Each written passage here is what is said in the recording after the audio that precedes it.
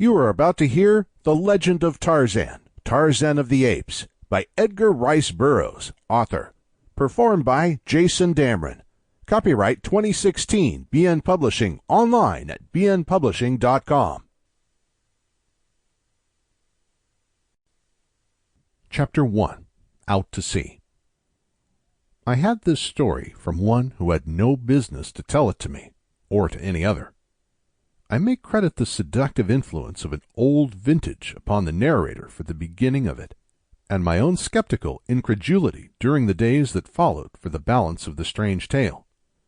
When my convivial host discovered that he had told me so much, and that I was prone to doubtfulness, his foolish pride assumed the task the old vintage had commenced, and so he unearthed written evidence in the form of musty manuscript and dry official records of the British Colonial Office to support many of the salient features of his remarkable narrative.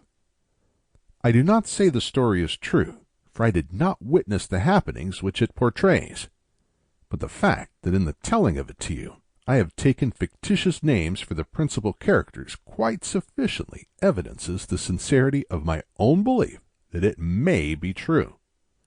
The yellow mildewed pages of the diary of a man long dead and the records of the Colonial Office dovetail perfectly with the narrative of my convivial host, and so I give you the story as I painstakingly pieced it out from these several various agencies. If you do not find it credible, you will at least be as one with me in acknowledging that it is unique, remarkable, and interesting.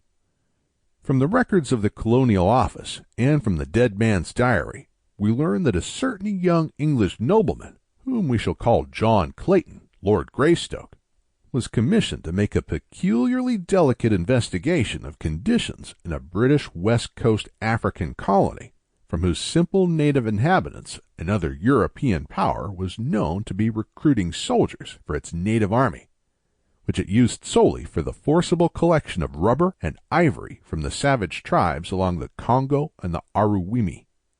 The natives of the British colony complained that many of their young men were enticed away through the medium of fair and glowing promises, but that few, if any, ever returned to their families.